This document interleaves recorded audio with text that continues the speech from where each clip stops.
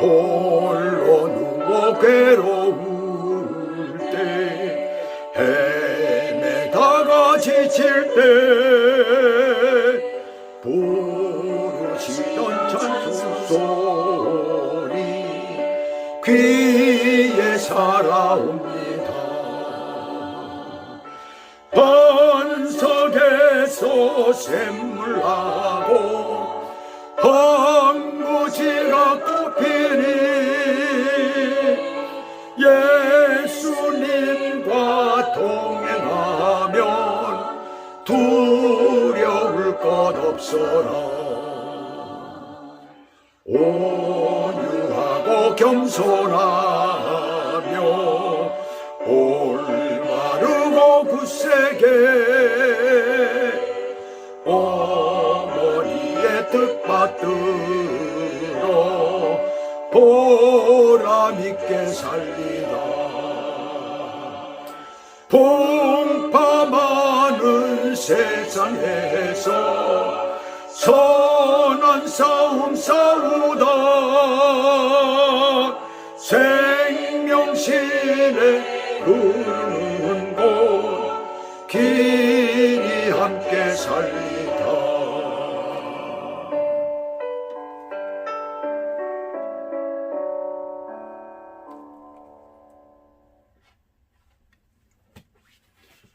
해피 마더스 데이. 오늘은 이제 마더스 데이인데 미국에서는, 한국에서는 어버이 주일입니다. 그래서 이제 우리 두 가지를 겸하고, 그래서 어떤 본문을 어머니에 대한 것을 할까, 뭐 가정에 대한 것을 해야 되겠다. 또 창세기 지금 강해를 쭉 하고, 창세기 강해가 이제 막바지에 이르렀습니다. 50장이면 끝나는데 얼마 남질 않았습니다. 근데 마침 본문도 또 장자권에 대한 그런 얘기가 있기 때문에, 그래서 오늘 장자권에 대한 것을 함께 좀 보도록 그렇게 하려고 합니다. 그러면서 거기서 장자와 차자, 또 다른 아들들, 이 관계 어떻게 되어지는지, 왜 하나님께서 야곱을 통해서 에브라임을 택하게 하셨는가 라는 그 문제를 가지고 오늘 좀 다루려고 합니다. 오늘 창세기 48장 함께 보도록 하겠습니다.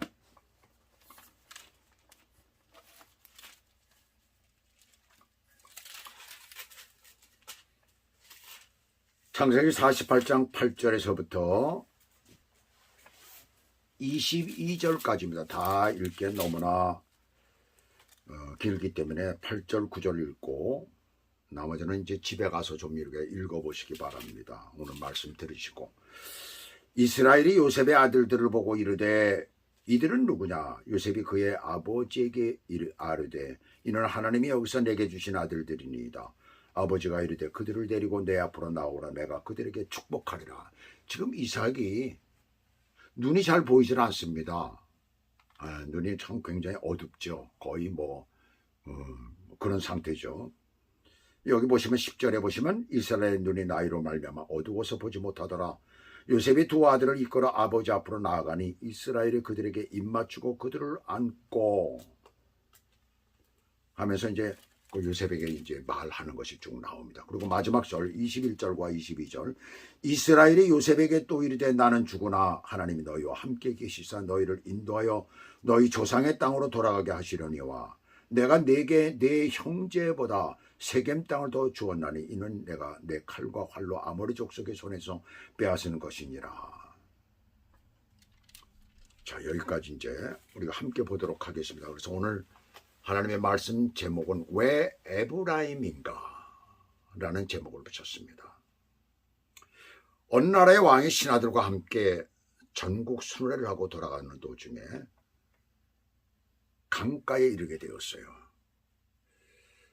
그래서 왕이 올라탄 어거를 이제 배 위에 올려놓고, 그리고 이제 배가 떠날 준비를 하고 있는데 어디서부터 온 배인지 배 하나가 느닷없이 오더니 앞을 가로막는 것이었어요. 그 신하들이 모두 다 이 대신들 해가지고 한 목소리로 말해서 내가 감히 여기가 어디라고, 죽고 싶으냐? 왜 백기를 막느냐? 라고 했더니 벳사공이 하는 소리가 지금 가시면 안 됩니다 하는 거예요. 내가 감히 어느 앞이라고 길을 막느냐? 당장 죽고 싶으냐? 그 중에 이제 대신 중에 한 사람이 칼을 뽑아가지고 이제 죽이려고 했어요. 근데 이 대신은 계속해서 지금 가시면 안 된다는 거예요. 칼을 들어서 이제 죽이려고 하니까 벳사공이 이렇게 말했어요. 강물을 보십시오. 강물이 지나치게 검푸릅니다. 제가 말하는 것이 아니라 강물이 지금 말을 하고 있습니다.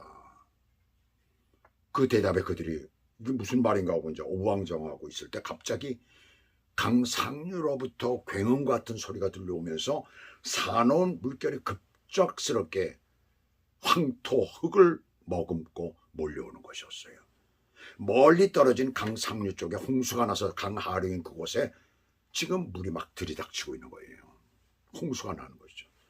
만약에 강 가운데 들어갔다라면 완전히 다 몰살을 당할 거는 거예요.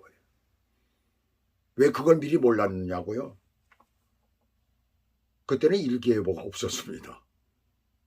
알 턱이 없죠. 그때 당시에는.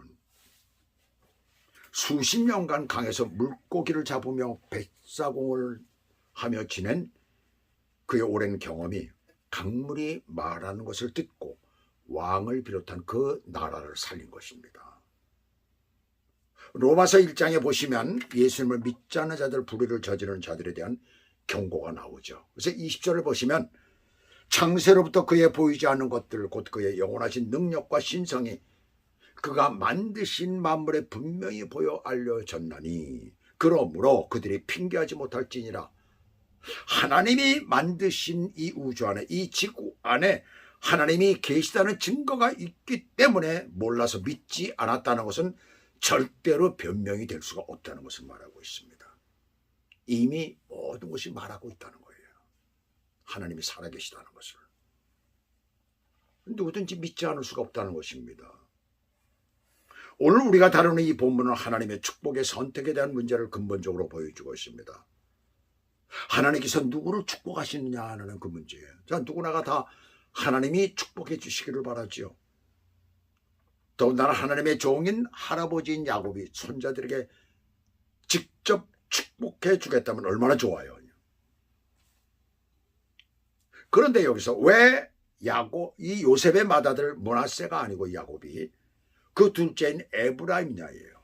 왜 장자의 축복을 둘째에게 줬느냐는 얘기입니다.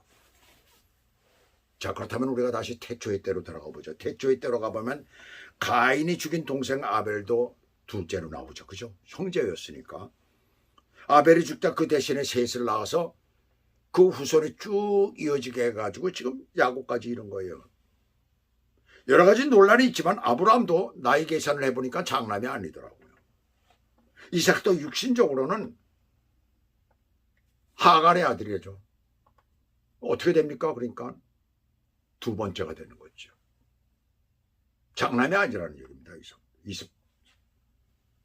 이스마엘이 장남이죠. 야곱 자신도 둘째이고 형에서가 있잖아요. 심지어 요셉은 형제 중에 11번째 아들입니다. 바로 이 얘기는 뭐냐면 꼭 둘째라는 얘기는 아니라는 얘기예요. 11번째도 될 수가 있다는 얘기입니다. 자, 그렇다고 해서 장남들은 실망하면 안 됩니다. 왜냐하면 그 외에는 전부 다 장남의 그걸 받았던 축복을 받았던 것 아니에요. 근데 왜 중요한 이 대목에서 꼭 성경은 이렇게 차남에게 돌렸을까? 참 그게 참 이상하더라고요. 난 아무리 생각해도 도대체 왜 그랬을까? 그렇다면 하나님께서 왜 그렇게 하셨을까? 야곱인 이스라엘의 손자들의 머리에 손을 얹어 축복을 할 때에 오늘 본문 보시면 요셉은 야곱의 맞은편에 서서 자신의 아들들을 그 앞에 축복을 받게 합니다. 그럼 반대가 되잖아요. 그래서 야곱의 오른손에 큰아들 므낫세를 보내고 그 다음에 야곱의 왼손에 그럼 요셉으로 볼 땐 왼손이 되는 거예요. 그 다음에 야곱의 오른손에 므낫세를 보내고 왼손에 에브라임을 보냈던 거예요. 그랬더니 야곱이 어떻게 합니까? 야곱이 이 손을 어긋 어긋나게 해가지고 축복을 했다는 얘기예요. 그럼 거기에 요셉이 기뻐하지 않았어요. 왜? 장남은 장남의 축복을 해야 되는데 왜 이렇게 됐을까? 그래서 항의를 한 거죠. 그랬더니 야곱이 요셉에게 뭐라고 합니까? 19절에 보시면 그의 아버지가 허락하지 아니하며 이르되 나도 안다. 그도 한 족속이 되며 그도 크게 되려니와 그의 아우가 그보다 큰 자가 되고 그의 자손이 여러 민족을 이루리라. 장남에게 오른손으로 해야 하는 축복을 어긴다는 것, 이것은 그들에게 전통적으로 내려오는 풍습, 어떤 관습을 저버린 게 되는 거예요. 그럼에도 차남에게 오른손을 얹었다라는 것은 바로 그것은 자신의 뜻이 아님을 밝히는 거예요. 그럼 누구의 뜻일까요? 하나님의 뜻이고 하나님의 섭리라는 것을 여기서 말하고 있는 것입니다. 그렇다면 장남이 아닌 차남을 더 크게 하시는 이유는 어떤 것일까요? 왜 에브라임입니까? 왜 에브라임이냐는 얘기. 첫 번째는 높이시고 낮추시는 것, 택하시고 버리는 것은 하나님의 영역임을 말씀하고 있는 것입니다. 하나님이 차남이든 셋째든 넷째든 11째든 12째든 하나님의 영역이라는 얘기예요. 누구를 택하든. 꼭 차남을 택하기 위해서 했다는 것은 아니라는 얘기입니다. 여기서. 두 아들이니까 두 아들 중에서 그 막내를 한 것이죠. 한마디로. 내가 먼저 하는 것이 아니라 여기서 하나님이 먼저 하셔야 하는 거예요. 먼저 하신다는 것은 하나님이 우리를 사랑하시는 것입니다. 요한일서 4장 19절은 우리가 사랑하면 그가 먼저 우리를 사랑하셨습니다. 사람들은 때로 그렇게 얘기를 해요. 내가 하나님을 사랑했다는 것이 아니에요. 하나님이 먼저 사랑했다는 거예요. 우리를 택하심도 그렇습니다. 요한복음 15장 16절에 보시게 되면 너희가 나를 택한 것이 아니요 내가 너희를 택하여 세웠나니 그랬어요. 우리가 하나님을 선택한 것 같지만 실제로는 하나님의 선택이 먼저라는 것입니다. 준비하시는 것도 하나님이 먼저의 은혜를 주시는 것도 우리가 변화되기 전에 하나님이 먼저 우리에게 은혜를 주신 것이에요. 인간의 질서보다 하나님의 선택이 우선됨을 보여주기 위해서입니다. 찾아 아브라함에게 장자권을 주는 것이 전혀 이상이 없음을 야곱은 확신한 거예요. 그래서 그렇게 준 것입니다. 인간은 자신들이 만든 어떤 질서나 조직 속에서 다른 사람이 살아가기를 원합니다. 왜 그럴까요? 그래야 다루기가 쉽고 또 그것이 오래가기 때문에 그래요. 그래서 어떤 이념이나 사상을 만들어서 가만 이설로 자기들이 원하는 대로 이끌어가는 거예요. 그러나 하나님께서는 그것은 인류에게 창세기 11장에서 바벨탑 사건 이후 언어를 흩으신 것처럼 그것은 나의 영역이고 나의 은혜라고 이렇게 말씀하십니다. 인간이 마음대로 할 수가 없다는 것이에요. 그런데 자기들이 마음대로 한다는 얘기입니다. 에브라임은 이스라엘 가족이나 하나님께 대하여나 아무 공로 없이 더 큰 축복을 받았어요. 그렇잖아요. 므낫세나 에브라임이나 똑같은 입장이었잖아요. 오늘날 예수 믿고 구원받은 우리도 아무 공로 없이 구원받았습니다. 에베소 2장 8절 9절은 이렇게 말씀합니다. 너희는 그 은혜에 의하여 믿음으로 말미암아 구원을 받았으니 이것은 너희에게서 난 것이 아니요 하나님의 선물이나 행위에서 난 것이 아니니 이는 누구든지 자랑하지 못하게 함이니라 그랬어요. 구원과 축복은 자격이 아니라 은혜라는 것입니다. 그래서 구원받은 하나님의 백성은 교만할 수 없고 늘 감사해야 하는 거예요. 차남이 혹은 다른 형제가 장자의 자리를 받는 것은 인생의 판이 바뀌는 거예요. 그것은 오늘 저와 여러분이 어떤 자리에 있던 그것이 끝나는 것이 아니라는 것을 우리들에게 말해주고 있는 것입니다. 우리 모두의 인생이 역전될 수 있다는 것을 우리들에게 말씀하고 있는 거예요. 어느 가족에서든지 어디에서든지 우리의 인생이 역전될 수 있다는 것을 여기서 말하고 있는 것입니다. 그 다음에 두 번째는 작은 자 또는 소외된 자로도 하나님의 은혜와 사랑이 임하면 그 미래가 영원함을 여기서 말씀하고 있습니다. 15절 16절 봅시다. 조상적부터 섬기는 하나님, 출생부터 지금까지 나를 기르신 하나님, 모든 환난에서 건너신 하나님, 어떤 환경에서도 조상 아브라함과 이삭과 야곱의 이름으로 칭하게 하시고 번식되게 하시기를 원하나이다. 야곱은 요셉을 축복하면서 자신의 삶의 경험을 그대로 녹여서 지금 말을 하고 있어요. 그 속에는 많은 고난이 있었지만 그럼에도 그 미래가 계속될 것, 영원할 것을 여기서 축복하고 있습니다. 구원받은 우리도 마찬가지 아니에요. 우리의 삶 가운데 고난이 있지만 그러나 그 미래가 그다음에 그 영원히 계속될 것을 우리들에게 성경은 분명하게 말씀하고 있잖아요. 왜요? 우리는 영원히 살기 때문에 그렇습니다. 노회선 선장이었던 존 뉴턴은 거칠고 아주 잔인한 삶을 살았어요.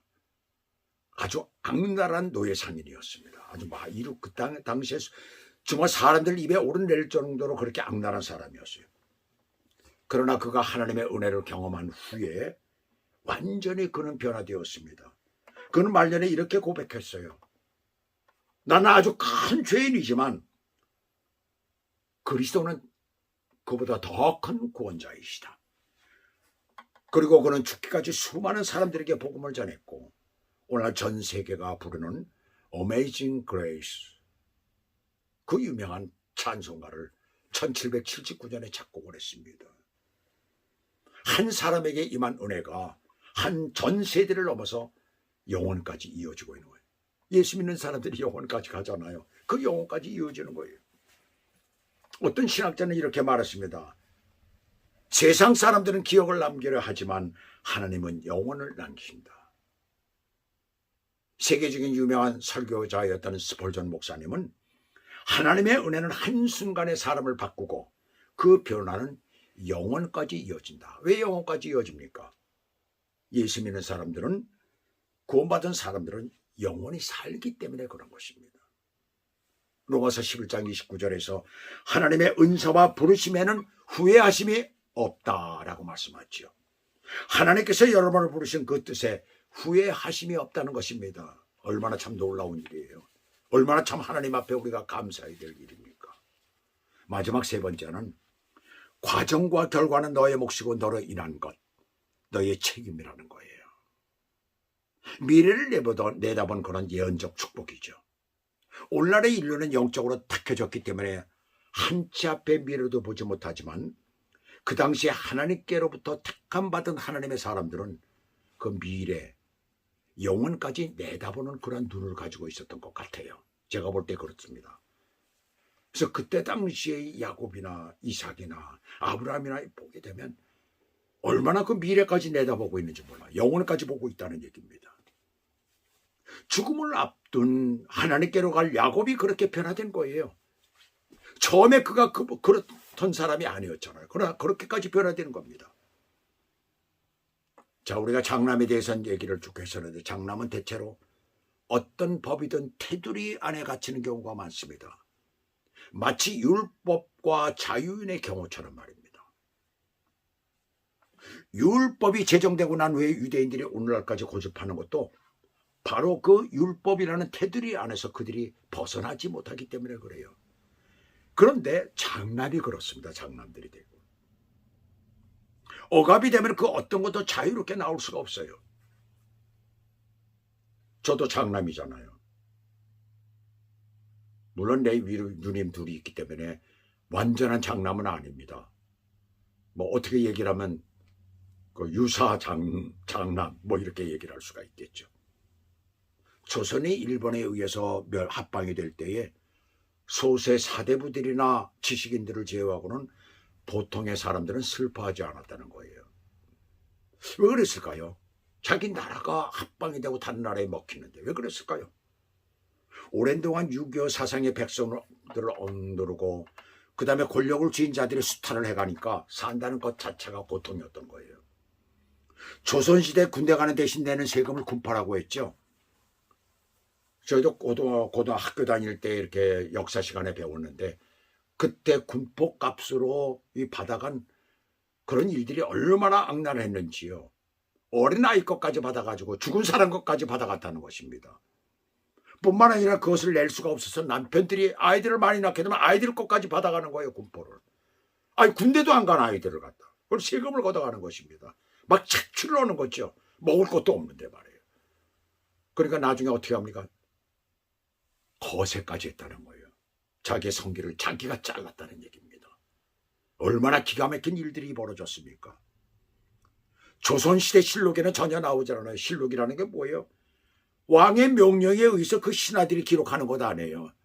그렇다면 그거는 지저분한 것, 그 백성들의 삶에 그 어렵고 힘든 것을 적어놨겠어요? 일일이? 아니잖아요. 그러니 나라가 그렇게 뺏겨도 그런가 보다 하는 거예요. 이놈이나 저놈이나 똑같으니까요. 이 나라나 저 나라나 똑같다는 거예요. 고려시대 고려 말에 얼마나 나라가 엉망진창이었어요. 부패했잖아요. 그래서 그것을 이성계가 고려로 얘기를 하면 역적입니다. 네. 뭐 혁명이라고 얘기를 하는 거 아니에요. 그거를. 그래 나라를 세웠지만 얼마 못 가서 불과 7대에서부터 무너지기 시작합니다. 세조 때에서부터 무너지기 시작하잖아요. 얼마나 부패하기 시작합니다. 계속해서 부패해. 나중에는 사람이 살 수 없을 정도의 나라가 돼버리고 말아요. 둘러싸고 있는 잘못된 테두리를 뚫고 나가지 못하면 이렇게 발전을 못한다는 얘기를 여기서 말씀하고 있는 거예요. 우리가 그렇게 말을 하고 있는 것입니다. 그 테두리가 뭡니까? 조선시대의 테두리가 뭐예요? 유교 사상이, 유교 철학, 바로 성리학을 말하고 있는 것 아닙니까? 그것들이 옥죄고 있어서 거기서 벗어나지를 못하니까 그렇게 되는 거예요. 이스라엘의 예언대로, 야곱의 예언대로 요셉의 둘째 아들 에브라임 지파는 나중에 굉장히 강력해지죠. 남북 왕조로 갈라섰을 때 북왕조를 말할 때는 북왕국 이스라엘, 즉 북이스라엘이라고 말하기보다도 에브라임이라고 얘기를 합니다. 그래서 선서를 보게 되면 계속 에브라임아 에브라임아 그러잖아요. 그런데 그 후에 이스라엘 지파들의 이름이 성경 속에 나타나는 것을 보면 전혀 예상치 못한 진실이 나옵니다. 처음 야곱의 12아들들이었죠. 12지파. 그가 죽기 전에 요셉의 2아들을 그 가운데 넣었어요. 나중에 430년 후에 출애굽을 하고 가나안 땅을 정복하기 위해서 민수기 1장에서 애굽에서 나온 둘째 해에 인구조사를 합니다. 그때 빠진 이름이 레위 지파예요. 왜요? 그들은 제사장 그룹이기 때문에 그렇습니다. 제사를 담당하기 때문에. 그 대신 오늘 이 말씀대로 에브라임과 므낫세가 거기 들어가잖아요. 그리고 가나안 정복에 나서게 됩니다. 역사의 현장에서 에브라임이 얼마나 큰 나라였어요. 그런데 보세요. 요한계시록 7장에 보시게 되면 그때 요한계시록에 나오는 그것이 미래가 나옵니다. 인침을 받은 자의 숫자가 나오는데 거기 12지파가 나와요. 거기에 또 명단이 나옵니다. 빠진 지파 이름이 2곳이에요. 어느 곳일까요? 단지파와 에브라임 지파입니다. 에브라임이 들어가서요. 장자로 삼았는데 놀랄 일이잖아요. 대신 레위가 들어가고 요셉의 이름이 다시 등장합니다. 본래 요셉의 장자였던 므낫세는 보면 거기에 이름이 그대로 있습니다.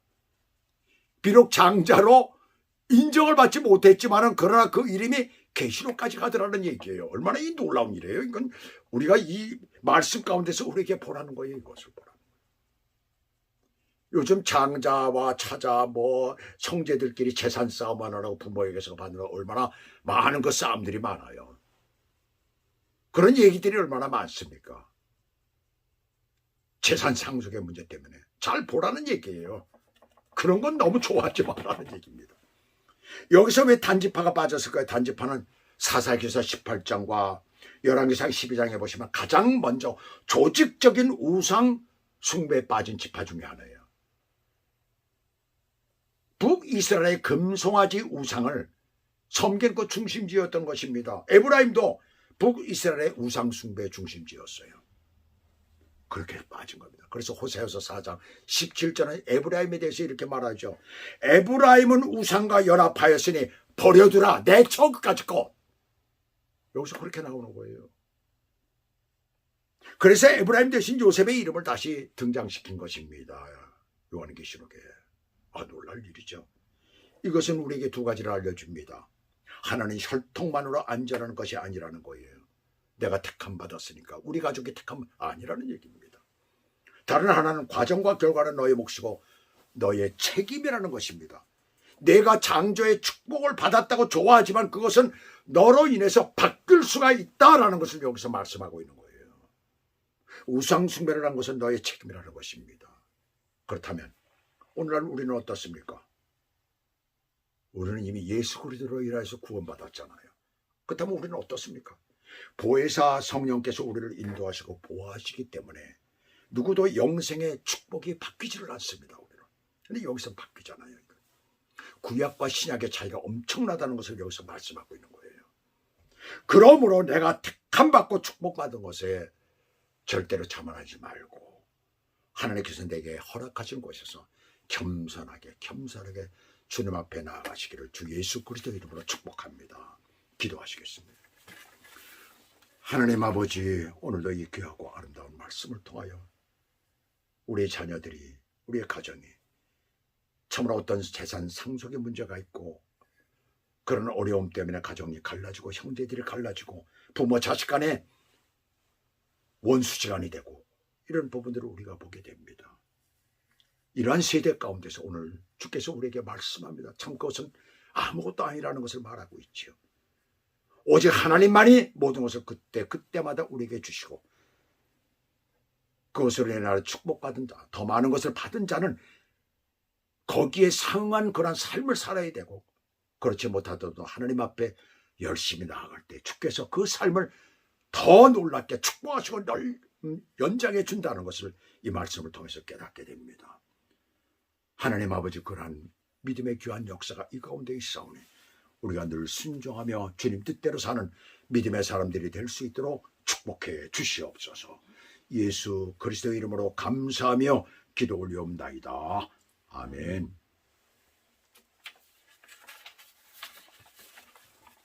찬송가 400